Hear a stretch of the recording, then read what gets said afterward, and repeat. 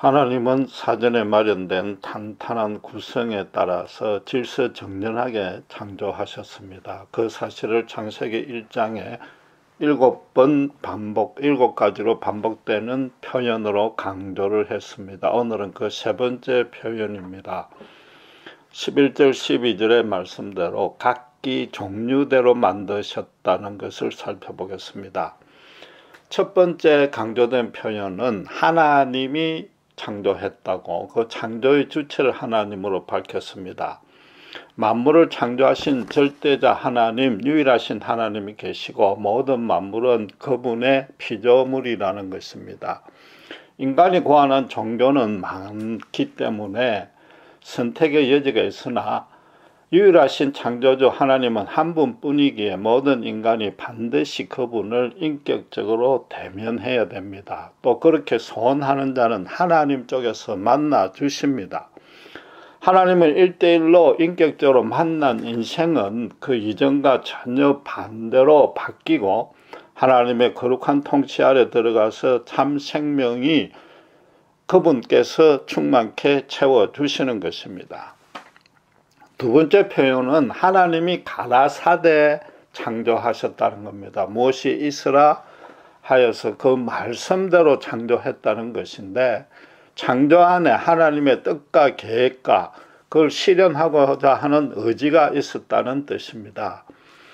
이 우주만 그런 것이 아니라 각 개인에게도 하나님의 평생의 계획이 있는데 그걸 신자에게 하나님 당신의 소명으로 주십니다. 또 소명으로 주셨기 때문에 하나님 쪽에서 그 소명을 신자에게 알게끔 계시하게끔 하는 그런 소망이 더 큽니다. 따라서 신자는 매일 그분의 음성을 들을 수 있어야 되는 것입니다.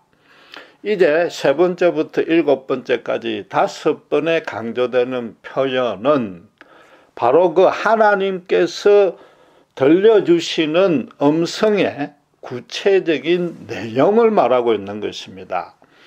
창조가 진실이고 창조 자체 안에 포함된 어떤 교리적인 객관적인 의미만 말하는 것이 아닙니다. 모든 세대의 모든 신자가 매일 언제 어디서 무슨 일을 하든지 간에 들어야 되고 또 그에 대해서 적합하게 반응해야 되는 것입니다. 그래서 자기 삶에 하나님의 새 창조를 일으켜야 되고 주위에도 그런 하나님의 새 창조를 신자가 일으켜야 되는 것입니다. 각기 종류대로 만드셨다는 것은 지금 현재 현존하고 있는 모든 피조물이 창조했던 당시에서 단 하나도 그 모양이나 형질이나 특성에서 발전되거나 가감된 것이 하나도 없다는 것입니다. 특별히 종과 종 사이의 변형은 절대 있을 수 없다는 것입니다. 쉽게 말해서 인간과 원숭이의 중간 형태는 없다는 것이죠. 인간의 선조가 4발 달린 원숭이였다가 서서히 이게 허리를 펴면서 꾸부정하게 활동하다가 결국에는 2발로 직립하게 된 것이 아니라는 겁니다. 반면에 진화론자들은 인간 반, 원숭이 반 모습을 한 털복숭이의 어떤 등뼈가 굽어든 그런 유인원의 유고를 찾으려고 혈안이 되어 있습니다만은 아직도 성공할 기미는 전혀 보이지 않습니다. 그러니까 그 대신에 원숭이와 인간의 유전자가 95%가량 비슷하니까 이건 같은 조상에서 진화된 게 틀림없다고 주장을 합니다. 그러나 그런 거 분석은 연구 평가하는 방식에 따라서 수치가 정감이 될 수 있기 때문에 그 통계 자체의 신빙성도 확보를 못하고 있습니다. 민물과 바닷물은 컵에 받아보면은 색깔이나 모양이 단 하나도 다르지 않고 똑같습니다. 예형적으로는 똑같고 단지 성분에서 나트륨, 소금이 3 내지 5% 함유가 되어 있습니다. 인간과 원숭이의 유전자 차이보다는 작습니다. 그래도 민물은 마시면 마실수록 힘이 나고 생명의 근원이 되는 반면에 바닷물은 계속 마시면 바로 죽어버립니다. 인간과 원숭이의 차이가 그만큼 극대극으로 정반대의 차이라는 거죠. 원숭이와 인간의 DNA가 유사하다는 것이 한 조상임을 증명한 뜻이 아니고 단지 설계자가 동일하다는 것만 보정할 뿐인 것입니다. 액체인 물이 그 성분 100%가 단 하나도 1%도 변하지 아니하고 기후 여건에 따라서 고체인 얼음도 되고 기체인 수증기로도 변화는 될 수 있습니다. 그 성분은 똑같습니다. 인간도 마찬가지로 기후와 생존 환경에 따라서 흑인종, 백인종, 항인종으로 변화됩니다. 그러나 이 세 인종 모두가 DNA는 100% 똑같습니다. 그 인종끼리도 성적 교습이 가능할 뿐만 아니라 그 이세도 100% 똑같은 인간 DNA를 갖고 출생합니다. 단지 피부 색깔만 조금 혼합되었을 뿐입니다. 그러나 인간과 원숭이 사이에는 좀 죄송하지만은 성적 쾌락을 위해서 어떤 교습도 그것도 억지로 가능할 수는 있으나 절대로 95%는커녕 70%, 50%도 비슷한 DNA를 가진 그것도 기형아인 이세도 태어나지 아니하는 겁니다. 이건 종과 종 사이에 종 스스로의 능력으로는 절대 넘을 수 없는 벽이 있다는 뜻이고 그건 최초 설계자가 그렇게 만들어 놓았다는 것이며 중간에 그런 설계 변경이 한 번도 없었다는 뜻인 겁니다. 20절, 23절에 보면 동물도 각기 종류대로 만들었다고 되어 있지만 오늘 본문은 사실은 식물을 각기 종류대로 만들었다고 합니다. 이 식물이 종류대로 됐다는 것은 더더욱 종과 종 간의 장벽이 무너뜨릴 수 없다는 것을 더 분명히 밝혀주는 것입니다. 피라미드에서 수천 년 전에 있었던 보리 씨앗이 발견이 되어 가지고 땅에 심었더니 싹이 나고 씨앗이 났습니다. 똑같은 보리로 씨앗과 똑같은 열매를 맺었습니다. 이 창조주 하나님께서 그 작고 보잘것없는 씨앗 안에 너무나도 엄청나고 신비하고 오묘한 그 생명력을 심어 놓은 것입니다. 그 생명력이 죽기는커녕 쇠퇴하지도 아니하고 수천 년의 세월의 무게를 견뎌냈습니다. 씨앗 스스로가 발전하고 진보돼서 인내력을 키운 것이 절대 아닌 것입니다. 수천 년 전과 똑같고 수천 년 후도 똑같으니까 그 사이에 수천 년 사이에 진화의 흔적은 단 티끌만큼도 없었던 것입니다. 하나님이 마련해 주신 그 아주 얇은 피막 안에 그걸로 생명을 보호하고 있었습니다. 그 피막이 외부의 온도 차이를 오리털 바감파카보다도 더 잘 막아주었습니다. 습도나 곰팡이나 세균을 차단하는 데는 바로 그 최신 가습기 항생제 역할을 해주었습니다. 거기다가 이 식물의 씨앗은 열매를 맺을 때에 중간 형태의 열매, 중간 형태의 씨앗은 수천 년, 수만 년이 지나도 생길 수는 없는 것입니다. 이런 눈에 보이는 확실한 예를 보고도 증거를 보고도 진화가 옳다고 그러고 과학적이라고 그럽니다. 오히려 그게 더 신앙인 것이고 신앙이 아니라 맹신인 것이며 맹신이 아니라 사실은 미신 수준인 겁니다. 더 정확히 말하면 믿고 싶은 것만 믿은 것입니다.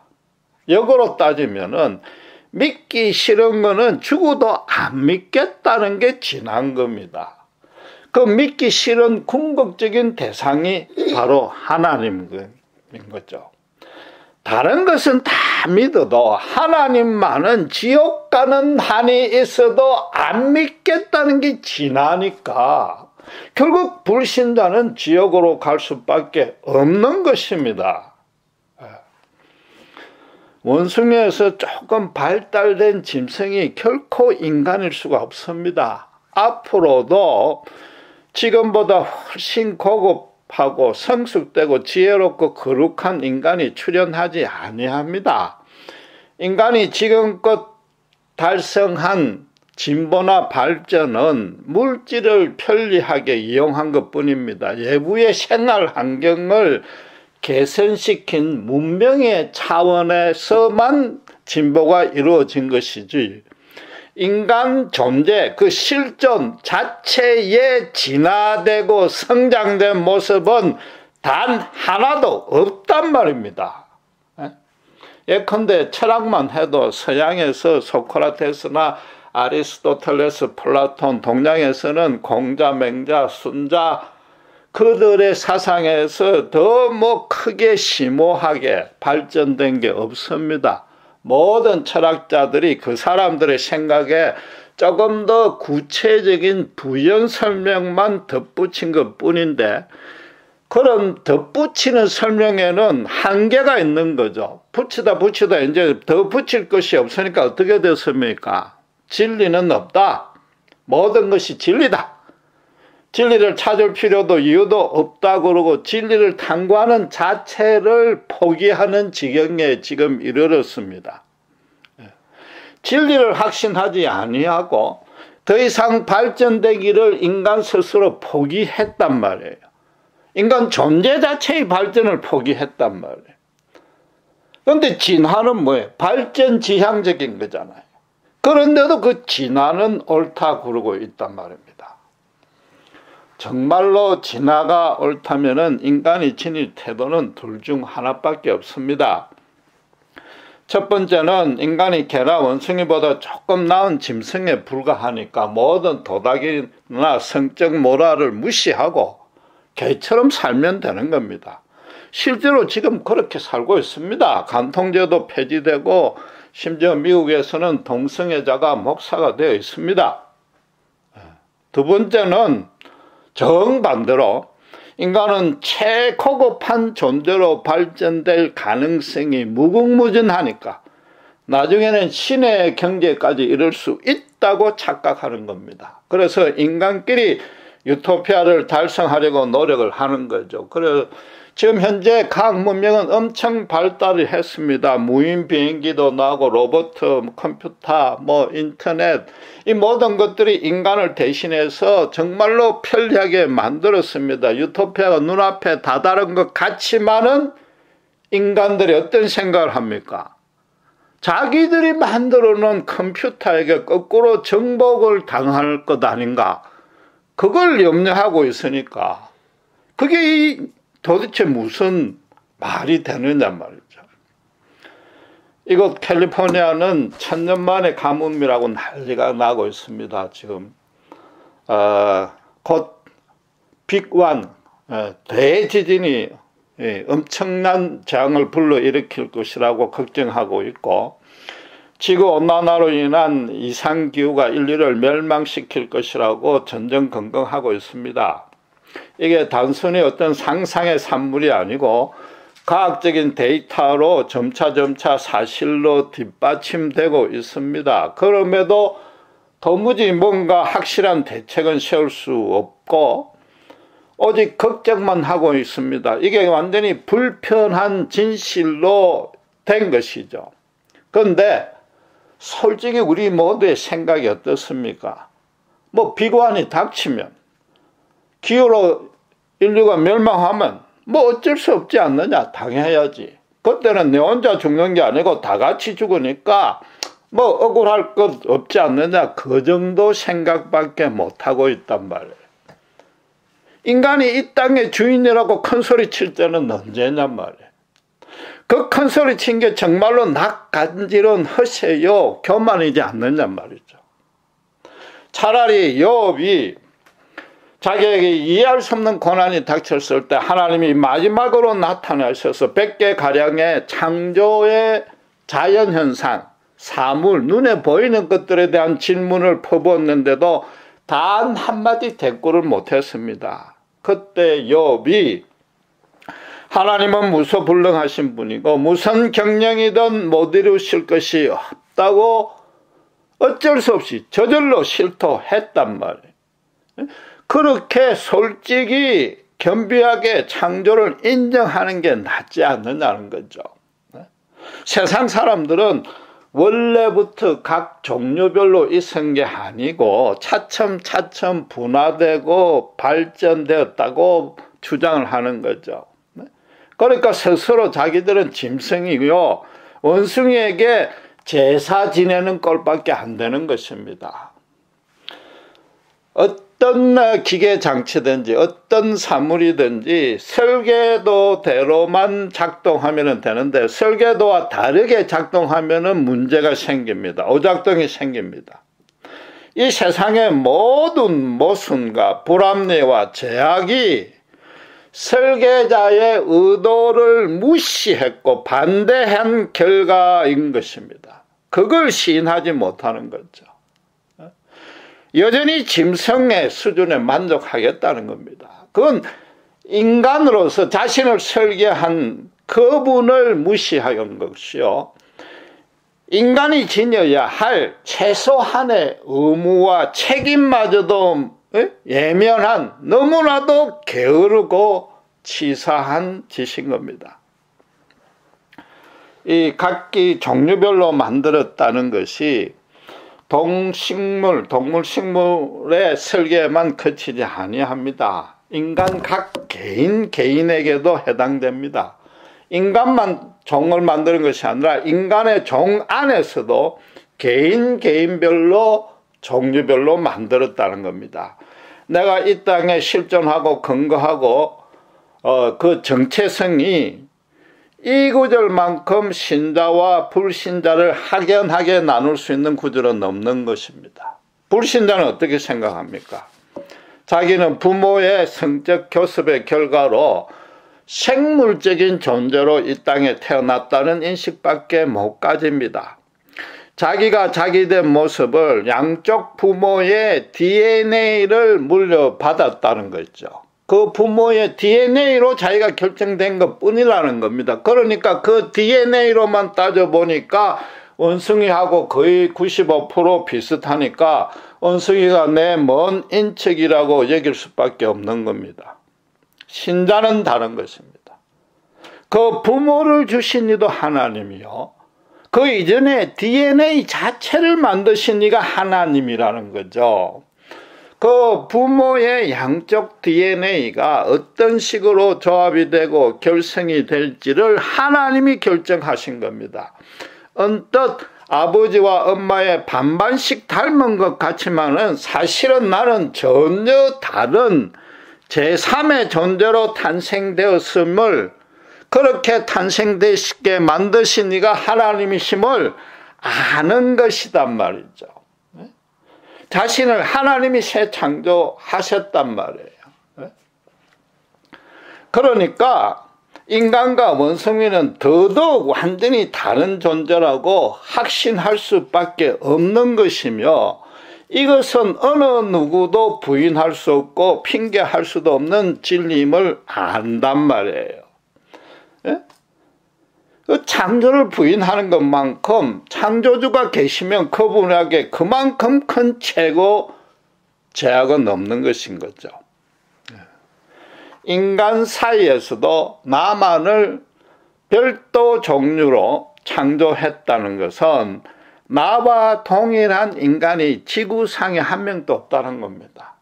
이전에도 없고 앞으로도 단 한 명도 없을 것이라는 겁니다. 지문이 똑같은 자 단 한 명도 없듯이 그건 진리인 것입니다. 이 시간, 이 장소, 이 모습으로 이렇게 살고 있는 것은 나 외에는 인류 역사상 단 한 명도 없다는 것이죠. 그래서 내가 하나님에게 유일무이한 오직 하나뿐인 존재다는 거죠. 하나님이 나를 유일무이하게 창조했다는 겁니다.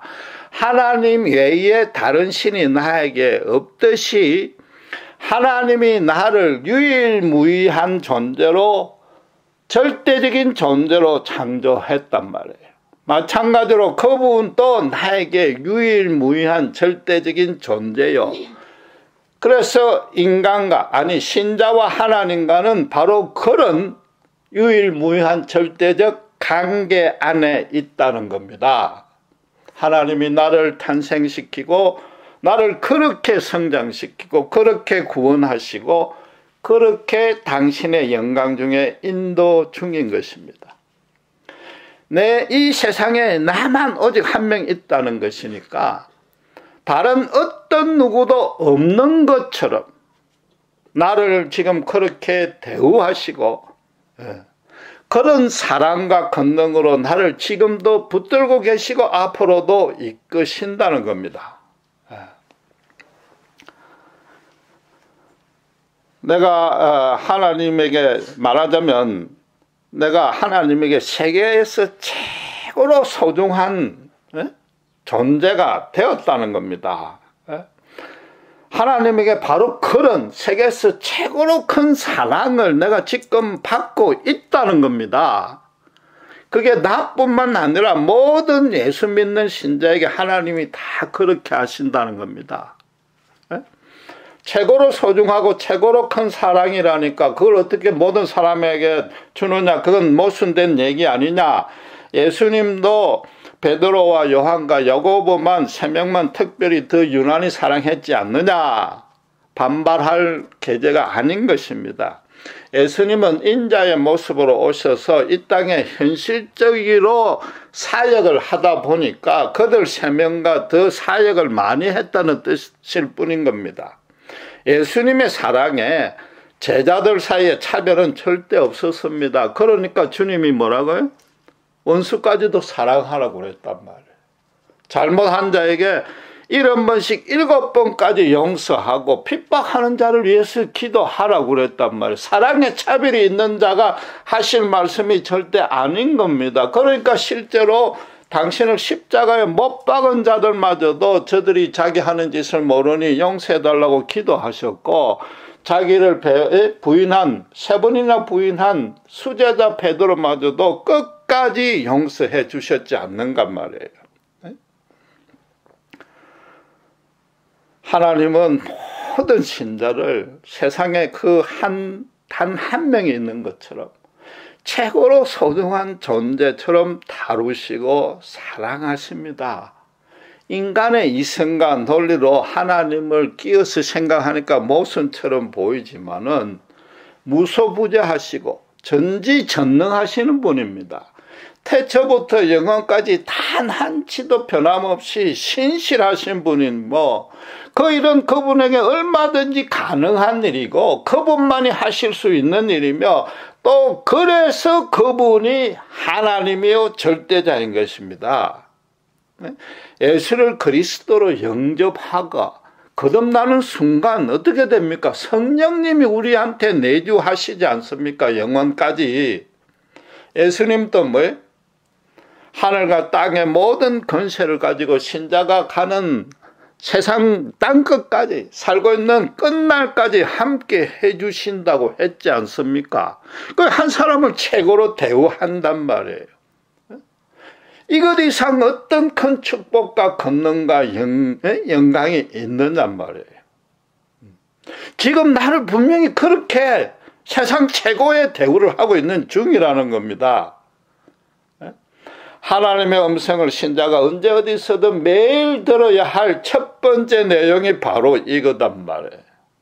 각기 종류대로 창조했단 말이에요. 너는 세상에서 나에게 혼자뿐인 존재라는 겁니다. 다이아몬드가 비싼 이유가 뭡니까? 첫째 이유가 희소가치 때문입니다. 다이아몬드는 그래도 많단 말이에요. 그러나 이 세상에 유일무이하다면 그건 프라이스리스입니다. 가격으로 무한대조차도 넘어서 값으로 따질 수도 없는 겁니다. 그러니까 한 명의 잃어버린 영혼을 되찾으면 천국에서 큰 잔치가 벌어지지 않습니까? 이런 신자 한 사람 한 사람의 가치는 하나님만이 압니다. 세상 사람은 알 수도 없고 알아주지도 않습니다. 예수 믿는 자가 예수 믿었다고 해서 당장 형통하는 게 아니고 맨날 병으로 골골할 수도 있고 사업에 부도 날 수도 있고 심지어 암이 걸려서 기도원에 가서 금식 기도를 열심히 했는데도 죽을 수 있습니다. 그럼 세상 사람들은 뭐라고 그럽니까? 하나님이 살아있다면서 어쩜 저럴 수가 있느냐? 차라리 하나님 믿지 말지라고 우습게 알고 멸시합니다. 그러나 하나님 보시기에는 그렇게 죽어도 그렇게 망해도 값으로 계산할 수 없는 오직 하나인 존재가 우리단 말이에요. 그러니까 당신의 독생자 예수 그리스도를 우리와 1대1로 막 교환했지 않느냐 말이에요. 하나님의 핏값으로 산 존재인데 어떻게 그게 가격이 계산이 되느냐 말이에요. 하나님이 지금 우리를 그렇게 보고 계시고 대우하고 계신단 말이에요. 예수님도 우리보다 먼저 가서 우리의 처소를 마련해 놓고 계시고 우리가 드리는 기도를 금대접에 담아서 성부 하나님께 중보하고 계시는 그만한 존재단 말이에요. 자꾸 세계 최고라고 그러니까 겨우 내같이 보잘것없고 맨날 쓰러지는데 좀 실감이 안 날 것 같지만은 제 얘기가 아니지 않습니까? 성경이 말하는 절대적이고 영원한 진리지 않습니까? 성경을 믿고 예수를 주인으로 삼았다면은 지금 드리는 말씀이 결코 과장이 아닌 것입니다. 신조가 기도와 말씀을 통해서 또 현실의 삶을 통해서 매일매일 들어야 할 음성은 이겁니다. 하나님께서 내가 너를 안단 말이죠. 세상에서 너는 오직 나에게 하나뿐인 존재다. 너 같은 존재는 단 한 명도 없다. 너가 거룩하고 고상하고 경건하고 신실해서 내가 그런 것이 아니고 내가 오직 겸손하게 나에게 무릎 꿇었 한 가지 이유 때문에 너는 나에게 그런 존재가 되었다는 거죠. 일거수일투족 입술의 말과 마음의 생각까지 다 아신다. 내가 너 눈물을 벗고 너 한숨을 들었고 내 고민을 헤아리고 있고 너의 분모와 너가 애통하고 염려하고 갈등하는 것 다 이해하고 있다. 무엇을 소원하고 무엇을 갈구하는지 너가 기도하기 전부터 알고 있다. 내 생각에는 네가 제한적이고 지혜가 부족하고 의지가 연약하고 체질이 진토 같은데 그것도 나는 다 잘 알고 있단 말이지. 하나님 당신께서 보기에 우리가 계획하고 있는 것, 생각하고 있는 것, 기도하고 있는 내용들의 많은 허점과 부족한 것들, 심지어 잘못된 것들이 있음을 나는 안다. 그럼에도 바로 그렇기 때문에 내가 더 완전하고 더 빠르고 풍성하고 아름답고 좋은 계획과 일정과 방식을 마련해 놓고 있으니까 조금만 믿고 기다려라. 그럼 합력해서 반드시 선으로 이루어질 것이며 그것이 너에게도 최고 유익이 되고 나의 영광을 반드시 드러낼 것이다. 이 음성을 매일 들어야 되는 거죠.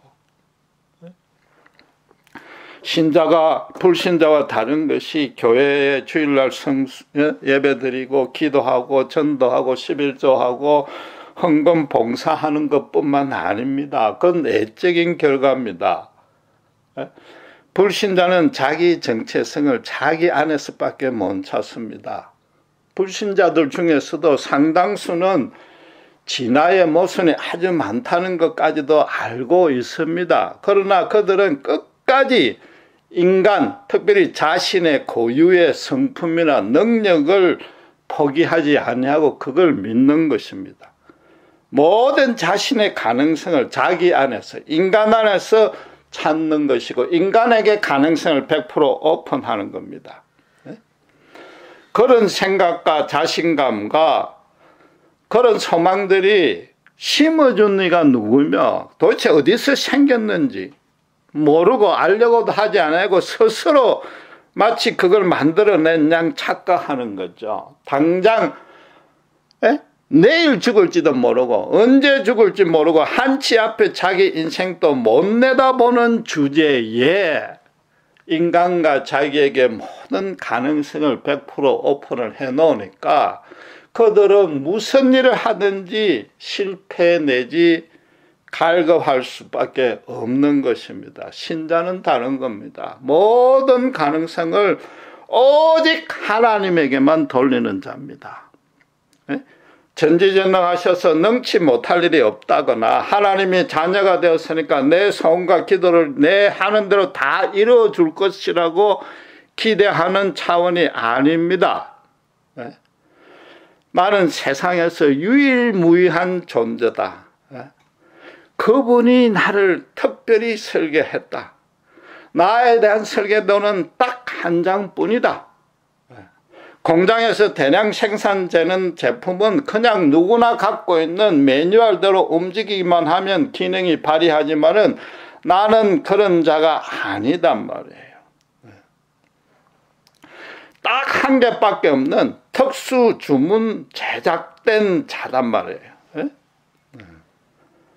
그러니까 그 설계 안에 설계자만의 비밀이 들어가 있는 겁니다. 고유의 기능과 성품과 역할과 계획과 뜻이 따로 담겨져 있단 말이에요.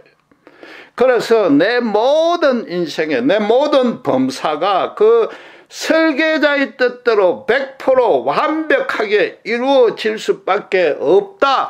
거기에 100% 가능성을 열어둔다. 그게 하나님께 가능성을 오픈한다. 그 뜻인 겁니다.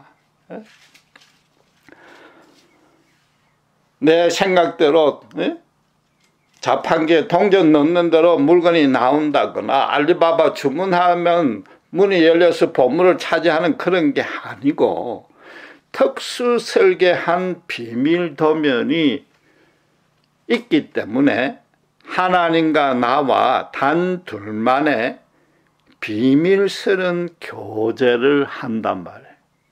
그만큼 소중한 게 없고 그걸 원하고 그대로 행하는 것이 신자단 말이에요. 남들은 절대 알지 못하는 그분과 나만의 은혜와 사랑이 교통되는 것이 신자의 삶이단 말이에요. 신자의 인생은 그래서 뭔가 하면은 하나님과 비밀로 연애 편지 주고받은 게 그게 신자의 인생인 것입니다.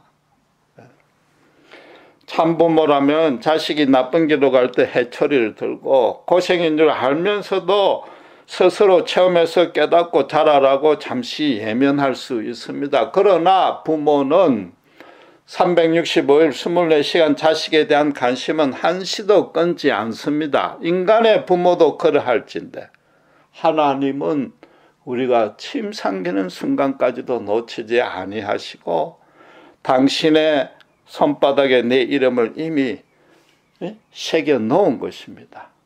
내가 이 땅에서 행동하고 생각하는 주체는 내일지 몰라도 나에게 일어나는 모든 범사의 출발과 그 가는 방향과 종착지는 이미 하나님이 정해 놓으셨고 거기에 의미와 가치와 기쁨과 만족과 행복을 부여해 주시는 이도 하나님이시단 말이에요.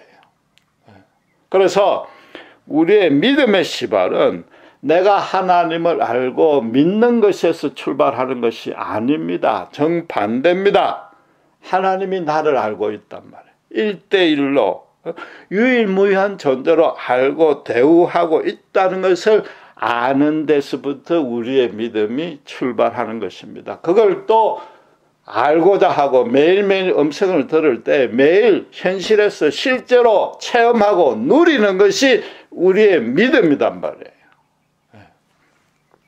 지금 각기 종류대로 창조했다는 것은 창조 때부터 지금까지 단 하나도 변함없이 동일하다는 뜻입니다.